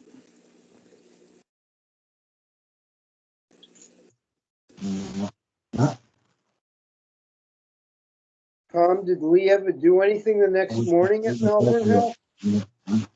No, not it. That was kind of really the end of the battle. Later, Stewart went up the high ground a little bit closer to the land, fired some shots off into it, which of course notified them that they were susceptible to fire from there. They occupied that hill. If he had not done the final chance that they could have sent troops, occupied that, and they would have been on top of Harrison's landing and could have just done tremendous damage. But that was another lost opportunity that Stewart, horse for one or two horse artillery, and he exposed his position. They got him off the hill, and then they occupied it, and that was the end of the last offensive at that point. Basically, it was a lot of piecemeal attacks that if they could have joined them, they might have been able to do something. Yeah. Yeah, I'm thinking that as aggressive as Lee was, that the next morning he would have probably still ordered some sort of attack on that hill. And he had all his men together, and it could have been a little bit more of an opportunity. But certainly, what happened on I changed my mind on this table, and I thought something else to be the first person I called. All right, buddy.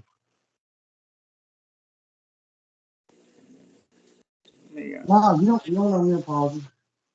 No, you don't owe me an apology at all. I'm sorry for calling you. I'm sorry.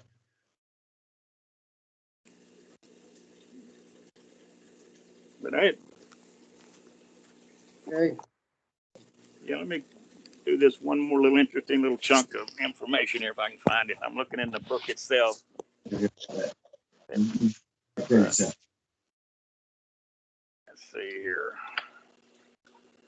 Oh, sorry about that, fellas.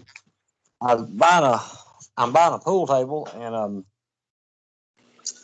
I was trying to get in touch with this fella. I hadn't got in touch with him in 2 days, and finally got in touch with him then. I used my anyway, this table I'm getting, it's a nice table. It's a Brunswick, brand new. These things $4,000 or $5,000 table. There's so many things. I don't know how. I don't know what's going on right now with them. I mean, if you order one from a store, you're on a 5-month back order. And if you order, but people are selling them offline like crazy. Well, this guy, I found he had the exact table I wanted, a 7-foot table, but everybody else got 8, and a 7-foot's hard to find, but playing in bars always want a 7-foot table. Well, he, it's a slate table, and you got to break it down in 3 places.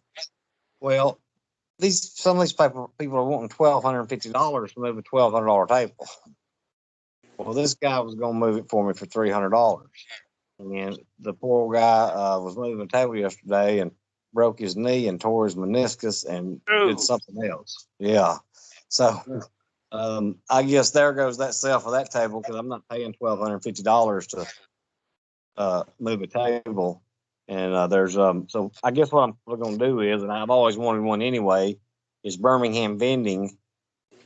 They sell bar tables, and they got a refurbished bar table for $1,600, and they said they'd move it for $2,000. So I guess that's the route I'm going to go. Yeah, you get your good table first.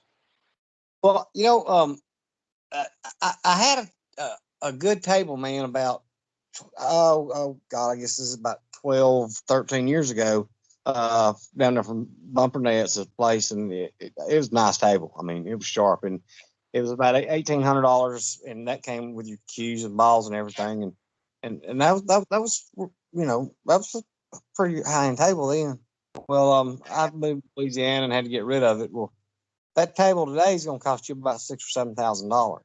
And Probably so. Yeah. well, I can tell you for a fact they are, because when I moved out and moved into this house, that was the first thing I started doing was pricing them things, and they've tripled in prices. Well, I guess COVID has had something to do. I don't understand why these people bought 8-foot table years ago, because that's the only thing you can find is an 8-foot table. I mean, it's if you find a 7-foot and that's what you want, you better jump on it, and that's what I want, because I played on bars. Well, everybody's got 8-foots for sale, and they're selling too, but people are going and buying a 7-foot, and they're having to make these things. And if you order one, it's only 6 months before it's ready. And our American brand pool tables, like Brunswick and Allenton, top of the line pool tables. I don't know when this happened. I guess which president it happened up under, but they're now being made in China and Vietnam. Mm-hmm. Okay. Taft had a pool table. Do what, Larry? Taft had a pool table. Yeah. So, and you're paying, and I want the bar table anyway, because they're built to last 20. They're built to take bar fights and everything else, and these other ones you're just looking, you're going to get scratched up. But luckily, I don't have any steps or anything, so that's where they hit you at. So take the steps, man. They charge, I think. That's the second time I was on the second story, and I think they charge $25 a step. Yeah, you get that when you move pianos also. They charge you by the step. Well, I mean, when moving one of those things, especially when you get a quality built table, because you can go buy a table out there, but Wayfair and Leisure and places like that, and you're basically, you just might as well take your money and burn it up. And unless you buy a 1.5-inch slate pool table, you're wasting your money. You can go through these things and they look so pretty on Wayfair and Leisure Bay, but they're wooden tables, meaning they got just felt over wood. And first thing, that thing is bulk. And you don't ever go buy a pool table that they've got to ship and put together, because by the time that thing is there, it's you just wasted your money. Yep. Hey guys, listen to this. I thought this would be kind of a way to wrap this up. Kind of really. I'm sorry to cut you off, and I got to talk about that. Let's just shut up. Yeah. No. What? Yeah, I told you that Lee saw the guys going across Malvern Hill, and he was worried about it. So what he did? Okay, I told you that he gave this order about attacking on the sound of the guns, right? Yeah. So what he done is he saw that these guys were. He kind of forgot about that, but he had heard that. So this was after he had, I guess, been over on the left side looking for a way. He was back on the right side of the line, and he made a run down and looked at Malvern Hill, and he did see these federal troops, crossing en masse, and he said he thought they were getting away. So let me make sure I get the right place. Okay, he said it appeared that McClellan was really, taking up his retreat again and really getting ready to get away. So he told Captain Dickerson, I guess it must have been one of his orderlies, that he gave some new orders for Magruder. And Dickerson made a note of it. He said, "General Lee expects you to advance rapidly. He says it is reported the enemy is getting off. Press forward your whole line and follow up Armstead's successes." This is because he had seen. So actually, Lee was the one that ordered the move. So he didn't do it on purpose. He forgot that the first order was still in place. Right. And because he saw these guys going across Malvern Hill, and he heard, or maybe because he did hear Armstead's guns, that he thought that Armstead was moving for a reason. But anyway, he did. He is the one that gave. I thought that might have been the case, and I just refreshed myself, and that's it. So he ended up saying to expects you to advance rapidly, follow up Armistead's successes. And it sounded like that was absolutely an order that he should have, but it was one of his aides wrote it. He listened to what Rick Lee said, and then he wrote it down and gave it to Magruder. And so that night, Lee walked up to Magruder and was really pissed. Said, General Magruder, why did you attack? And Magruder looked at him. He said, because I was twice ordered. He had been ordered from the 2 o'clock or 10 o'clock order, and then he had gotten that immediate order right after the firing by Armistead. So he was ordered twice to do it. So that's probably why he was shipped off to Texas. He ended up the war in Texas. Yeah. Get him as far away as you want. Get him as far away as you can. And he got rid of Holmes and Magruder and Huger as well. They all screwed up. But yeah, so that's the story of the 7 days. Just a real. Well, I appreciate you saying that, Tom. I know, I didn't get paid too much attention. Well, last year when you did it, I had a lot of stuff going on then. I only got to read parts of it. So I didn't get to, read the whole thing. And I enjoy hearing the story a lot better. I like hearing the story. I think you did a good job telling it. Yeah, I've posted everything on this latest one except for the I did Savage's Station tonight. I started to earlier in the day. I started to go ahead and come out with both guns blaring with Hood being, or excuse me, Slow Street being hours late, but I think give me some. I needed to have some kind of documentation up there. I told you, I've given you the definitive answer, man. You just got to answer. Just because you tell me something, some guy comes up with something 200 years later. I mean, and you're acting like they was on damn digital time clocks then too. They had to sit around. I tell you what exactly this reminds me of. It's kind of a because I'm a big buff on it. It reminds me of the damn Tippit shooting when you got people saying Tippit was shot anywhere from 105 to 130, and I keep saying, look, they wasn't sitting around looking at their clocks when it went on.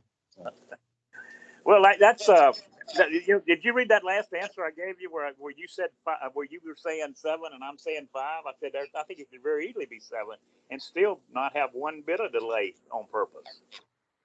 I did. I was doing something else that time. The last 2 days, I don't know what it was, but I had something else going on too, and it was just pushing one button after the other, and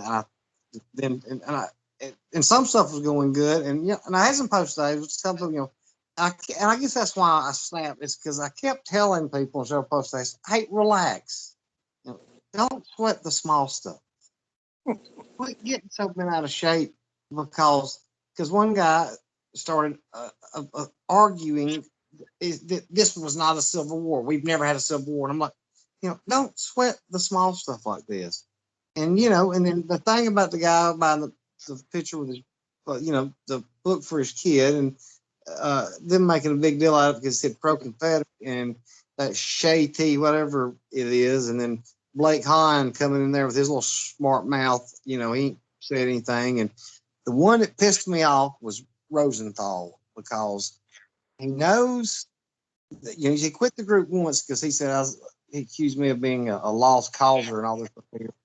And I've had to warn him several times about to quit fucking with people because he might not like a comment because he will intentionally start something over a comment. And I've had to warn him about that several times. And after today, I made those 2 comments, and then when I come in there and Blake and that Shay had said that about going down to the Clavern and buy a book truth instead of something about Southern this, and Blake Hahn said start their indoctrination early, and Harold Rosenthal said that after I asked them twice to stop talking about that and just start talking about the book, and I lost it. I'm sorry, you guys. You did good. Just stop some of that. Shay, that Shay's been I almost came down on him or her. Well, I would said I would not have said a word to you about it if you did.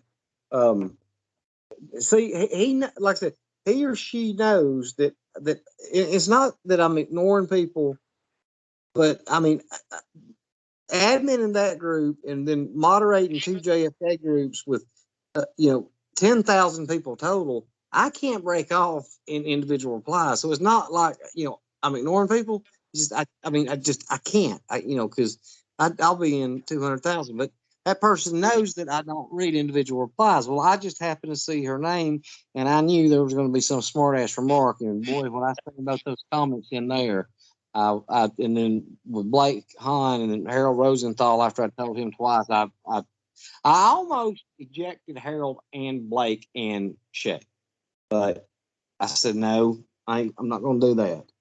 And Shay I did eject, but Blake, we recommend each other. That's what I said that group. That's one thing that made me so goddamn mad at him is we recommend each other's groups. Like if you join or apply for Civil War Truth, you're automatically approved because I recommend his group, and vice versa. He always recommends there, and we are linked groups together. And he comes over there every now and then and starts something like that. And and to me, the way I look at it is you're basically saying, "Fuck you, man." Fuck you and what you say, and that's what I said. I don't know if you read that reply, but I said that. I didn't spell it out, but I said it to him and Harold. I said, "Y'all basically just said, f me, f what I have to say, right? You're just gonna say whatever the f you want to say, because it's not like it was there being rude and and harsh, but they just essentially said fuck me, so I said fuck you." There you go. Well, Larry, you can tell, or Tom can probably tell you. I mean, when I have something I want Tom's, to change the Tom's topic. been with, well, you've not been with me as long. I mean, Tom's been with me, was probably one of the first moderators or on one of the first teams, and Tom can probably tell you that I'm nothing like I was when I first. You were a little bit you were a little bit wound up. Yeah. I mean, I was. You thought. I mean, I'm more of like, I don't even know how you describe me now, but I mean, I was like a Patton back then. I mean, I would go off.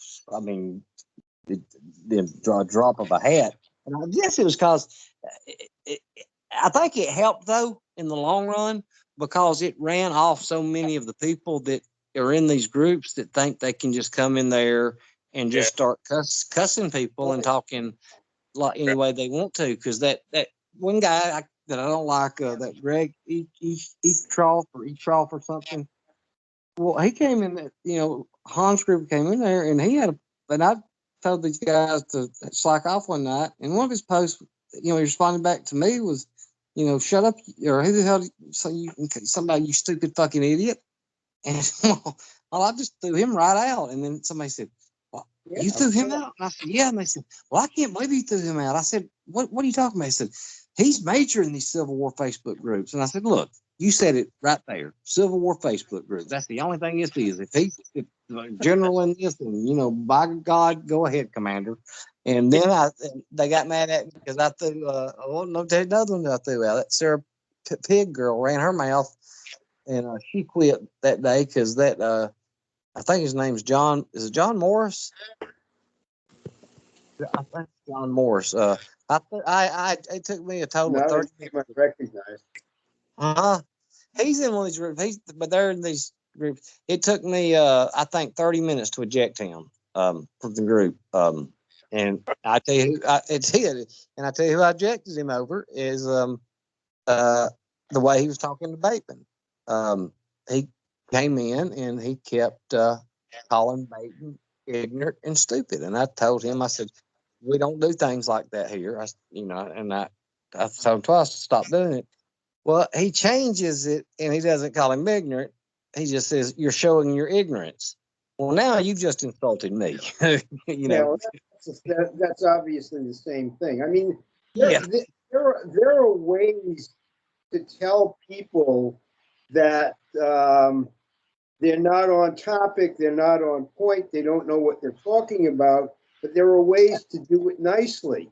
And basically, that I'm okay with. I've told people before. I was like, that's an asinine statement. Or that's ridiculous. I'm okay if people do like that. But when you're not going to come in and start, you stupid idiot, dumb. that's We're the not. whole thing. I mean, there are differences saying you're wrong in this, and this is why you're wrong, as opposed to you're a stupid idiot. And that's what you have to weed out. You have to get people who are talking to other people and not people who are cursing out other people. And that's why your first rule is courtesy. I mean, we can say yes. I believe that the Union was right. I believe that the Confederacy had ideals. I believe that all of these things happen, but we don't have to. But we don't have to fight our own civil war, our own war between the states about it. I mean, look at this program Tom just ran on basically the 7 days. I don't know. Disagreed with tactics on both sides, and made it interesting, palatable, and got his points across. I don't know if either of y'all have ever been a member of or seen what goes on in Blake Hahn's group, but it is nothing but a complete dumpster fire. I mean, where they are talking to people like, I'm sitting there looking at them, and I told one guy one time, I said, there's no way you would sit there and say something like that to me and to my face. I mean, or anybody else. I said, or you'd be, break your damn nose for talking to somebody that way. I don't know how you think you can talk to people like that. And I mean, and his whole group is like that. I do apologize to you, Chris, for doing all of. I hope you could tell I was egging you on those stuff. But I kind of said called you a bullshit. I put it some way. It was a bullshit story based on you hating Longstreet or something.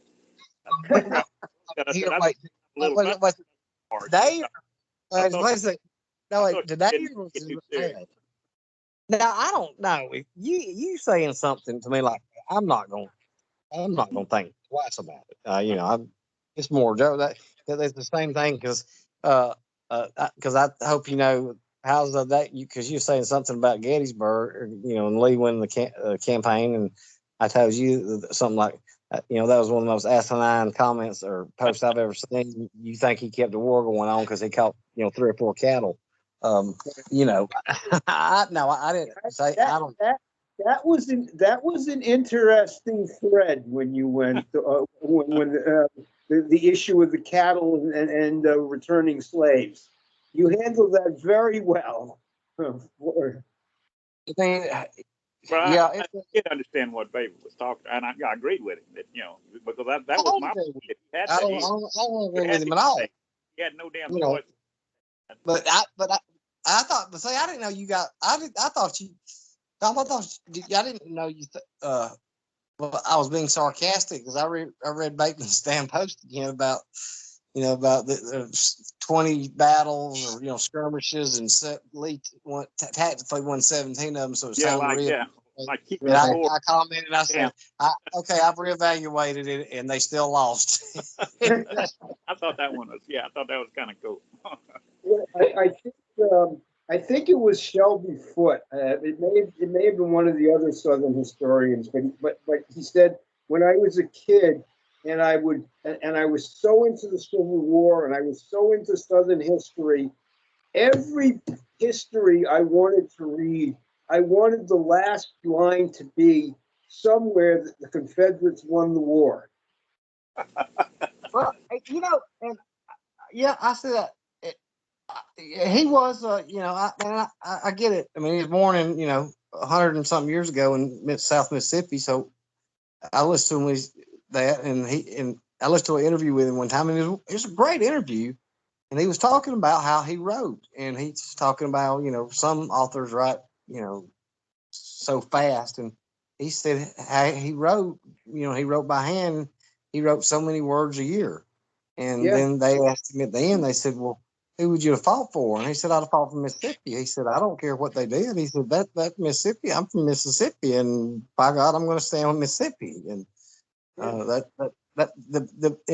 but for up until a few years ago, and I know that y'all know this too, that's how it was. It was okay. But now they did this thing, they're trying to do this thing for Southern boys that you're not supposed to, be proud to be a Southern Confederate anymore. I mean, with the William Faulkner poem, about every July 3rd, every 14-year-old boy looks up at the ridge and says, this time we'll break that line. Yep, maybe we'll win. And then Mark Hardy, I don't know if y'all were friends with him on there, but he has some of the some posts that just get you. Like, he had one today that said that he had read some book and it was Longstreet's fault that Pickett's charge failed, and they should have took Pickett's charge. I said that, I'm not a Longstreet fan. Everybody knows that, but he didn't. It wasn't his fault that Pickett's charge failed. Okay. Yeah, well, I reckon not. I mean, and I don't know. I don't know if y'all ever thought about it, but because Meade said if he comes tomorrow, he's coming for the center. Well, let's just say, just for the sake of arguments, they took out the can and they split the line, and there was 10,000 men still left, and they took that ridge. Well, what the hell was they going to do then? I mean, you still got 35,000 men on each side of you. yeah, exactly. I I mean, mean, that's the whole scenario. Who said it? That your plan, the battle plan, is for naught as soon as the first shot is fired. I know I did to him. Now, somebody else may have said it too, but it goes out the window as soon as the shot's fired. I mean, we're looking back at the Civil War from 160 years forward, and we still don't know everything about it.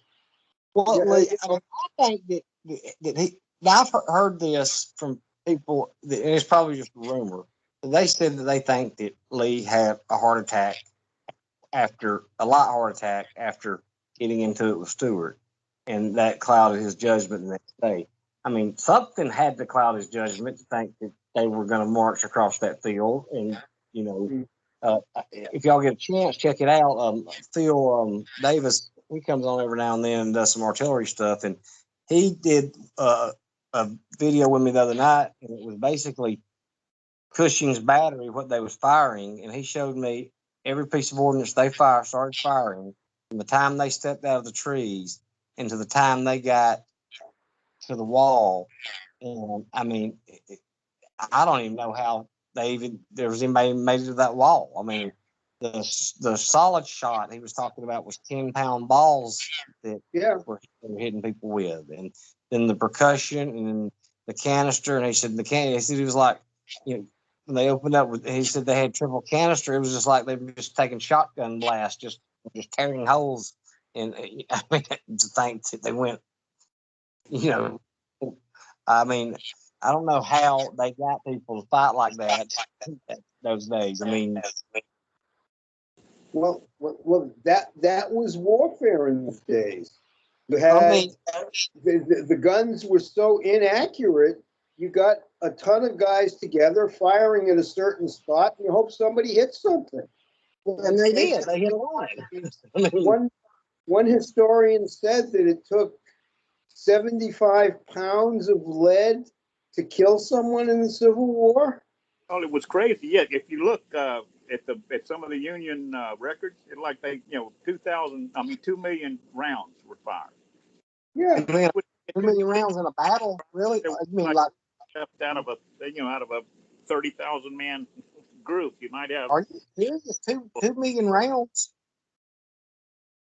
I mean, Dan Corn, I was like, Yeah, look at y'all, some of right. y'all been listening to some of his tapes. I started breaking them down, but he was telling me about Franklin. I'm fixing to break it down in his clips.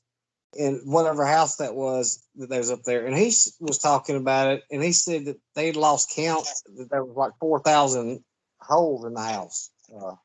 Yeah. Where they had, I think, 7. How many? I think there was 13 Confederate generals that was wounded or killed that was laid out, but said, just and Six in the Confederate. house, yeah, Confederate. But now he was telling me something I can't remember, and Tom, you may know because I think you know about Franklin, but he was telling me something how and so I remember you telling me this too, that how the Hood Franklin was a lot closer than people know, and I couldn't figure. I don't remember how he was explaining it, but something about Yeah, I've said that before. Yeah. that's what he said. The same thing, and I forgot. And I'll just have to go back and read that. But he said, yeah, it was a slaughter. He said, but Spring Hill and Franklin and Peachtree, and I knew Peachtree was, but he said Franklin was a lot closer than people realized. Oh yeah. It could have been what it was. It was 2 or 3 federal batteries fighting by themselves. Their support had left. There was it was one particular. I saw a documentary here just recently about it. It was from one of the guys talking about the restoration they made of the battlefield. But Yeah. they had the Union guys were running like hell trying to get back, and the rebels were right on their tails.